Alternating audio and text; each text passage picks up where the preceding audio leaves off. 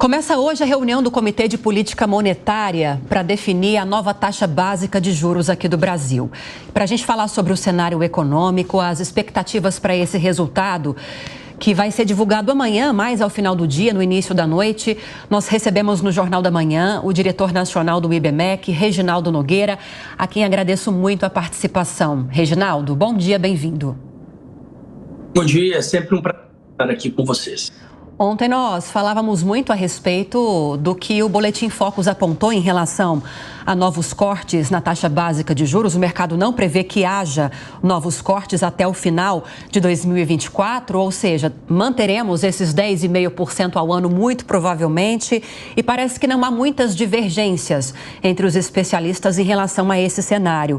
A dúvida é se nessa reunião agora, que já se iniciou, do Copom, vai haver unanimidade para que não haja novos cortes até o fim do ano na Selic. O que você espera? Haverá ou não? Acredito que essa é uma das dúvidas, né, que temos esse ano. É importante lembrar, né, começamos 2024 com expectativas de que a Selic terminasse o ano a 9% ao ano. Então, o que significaria que nós teríamos cortes, em princípio, né, eram esperados que os cortes de meio ponto continuassem por mais tempo, eles entrassem ao longo do segundo semestre e fechássemos o ano a 9% ao ano. Tivemos aí uma piora das expectativas muito aceleradas nos últimos meses e chegamos a esse cenário agora em que é esperado que não haja mais cortes, né? Então, como você mesmo disse, existe aí um consenso, o próprio relatório Focus da última sexta-feira, que foi divulgado ontem pelo Banco Central, já mostra isso, né? Que o mercado acredita que o ciclo de cortes de 2024 terminou e teremos ali 10,5% de juros de agora até o final do ano.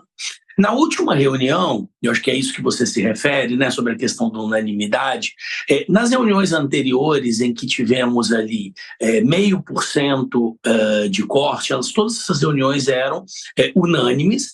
Isso deixou de acontecer na reunião anterior, quando o corte foi de 0,25, né? Então, metade do comitê optava por manter mais um corte de 0,5, como havia sido sinalizado, inclusive, nas últimas atas, e metade do comitê optava por reduzir essa velocidade dos cortes para 0,25, e tivemos ali o voto de Minerva do presidente do Banco Central, optando, então, pela redução de 0,25. Mas nós já havíamos tido um movimento parecido com esse lá atrás, quando tivemos o primeiro corte de 0,5.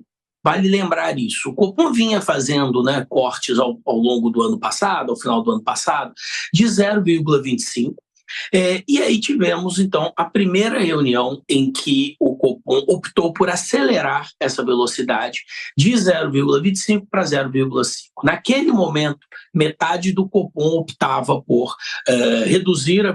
aumentar a velocidade para 0,5, metade do Copom optava por manter mais um corte de 0,25 e, naquele momento, também por voto do presidente do Banco Central, ficou decidido o aumento da velocidade de cortes para 0,5.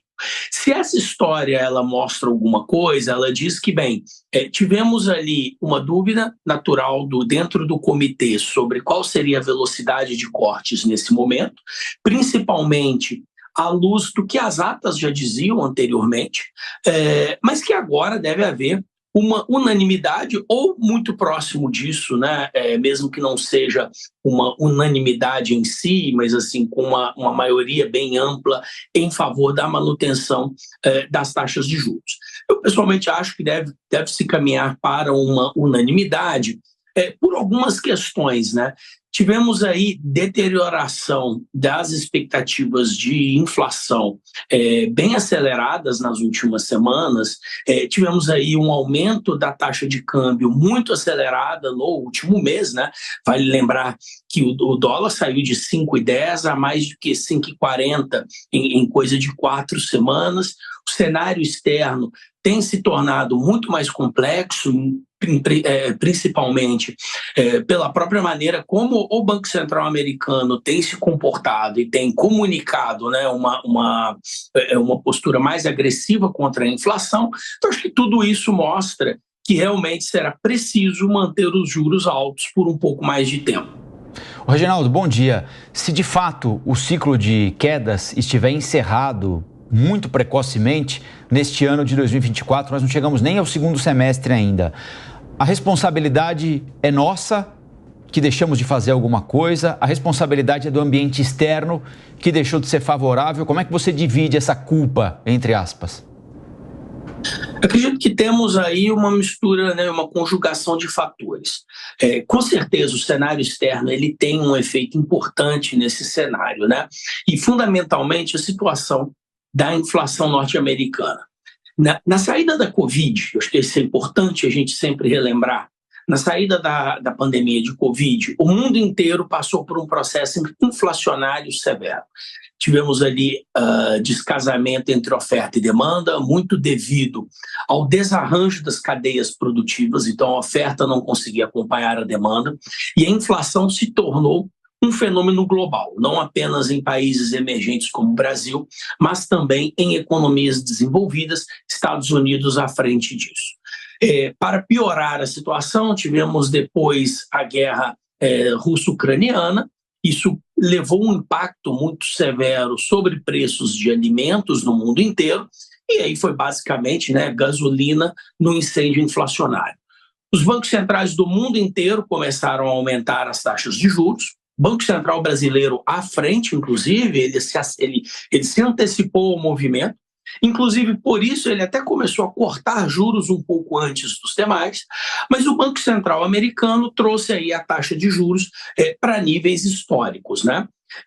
O problema é que a taxa de inflação americana, embora em queda, ela ainda não chegou à meta ou ainda não apontou que chegue rapidamente à meta de inflação em torno de 2% esperado pelo Federal Reserve.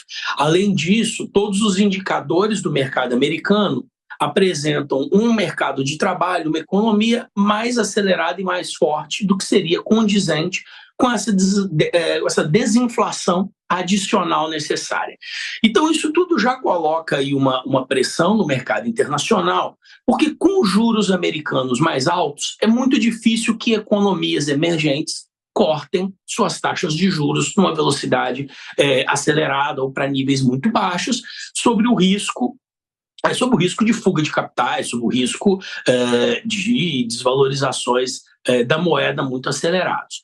A nossa parte nisso é que nós tornamos essa situação muito pior, nos fragilizando do ponto de vista fiscal.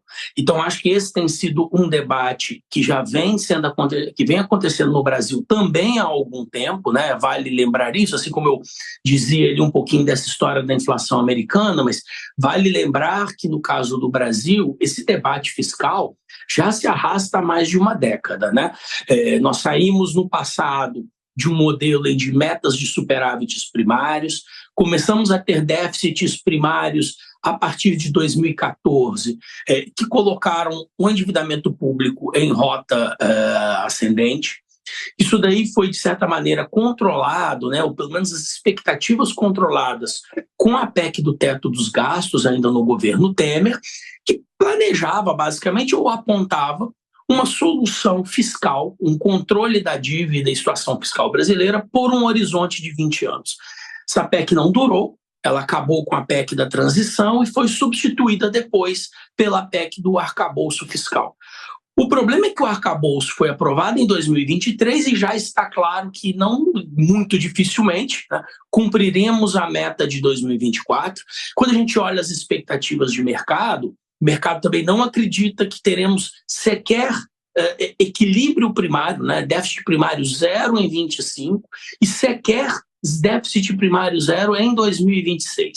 Então, num ambiente internacional em que as taxas de juros americanas estão muito altas e devem se manter muito altas, quando você coloca em cima disso, num país altamente endividado como o Brasil, déficits primários que não têm trajetória de reversão, né, e você não mostra ali um horizonte claro de reversão fiscal, isso torna a situação muito mais difícil. É natural que o câmbio seja afetado por isso e é natural que o Banco Central precise manter juros um pouco mais altos por um pouco mais de tempo. Zé Maria está por aí para fazer a pergunta dele? Zé Maria. Sim, estou. Sim. Eu queria saber, Reginaldo, se a condução desta macroeconomia do Brasil, política cambial e de juros, está no caminho certo. O presidente do Banco Central, Campos Neto, já foi elogiado de vários organismos internacionais. E agora, ele se prepara para deixar a presidência do Banco Central. Está na condição correta? Temos aí, se a gente olha, né, uma economia brasileira em que a inflação, embora não esteja no centro da meta, ela tem persistentemente ficado abaixo do limite da meta. Então, no primeiro quesito ali, que é a busca, esse alcance de uma inflação estável como guardião da moeda, acho que isso aí a gente, né, podemos dizer que é um trabalho impecável. Se a gente olha também o restante do cenário brasileiro, é curioso a gente ver, né, que temos uma economia que não cresce extraordinariamente, mas vem crescendo 2% ao ano já há algum tempo, com previsão de que continue crescendo 2%. O desemprego também não está em queda, mas ele se estabilizou num patamar razoável, em torno de 7,5%, né? Mesmo com as pioras das expectativas de inflação, estamos falando ali de uma inflação em torno de 4% esse ano, um pouco abaixo disso no ano que vem. O que destoa, na verdade, do cenário macroeconômico brasileiro não é a política monetária e não é nem tanto os indicadores básicos que a gente olha. O que vem destoando na economia brasileira é a política fiscal. É isso que, na verdade, tem criado um mau humor de investidores, tem criado um mau humor no mercado e uma preocupação muito grande quando se olha para o futuro da economia brasileira. Se a gente considera aí, né, o cenário da taxa de juros, se ele estivesse alto demais, né, as expectativas e os próprios resultados do IPCA já estaria apresentando uma inflação em queda, abaixo da meta, algo nesse sentido. Não é isso que estamos vendo. O que estamos vendo a taxa de juros veio caindo devagar, a taxa de juros continua alta, 10,5%, mas a inflação continua acima da meta de 3%. Esse ano ela deve terminar perigosamente próxima ao limite de 4,5%. Quando olhamos para os próximos anos, ela continua acima da meta de 3% e testando um patamar cada vez mais alto. Então, realmente, eu vejo muito pouco espaço para cortes mais acelerados de juros. Eu acho que, nesse sentido, acho que essa é muito a preocupação do presidente do Banco Central.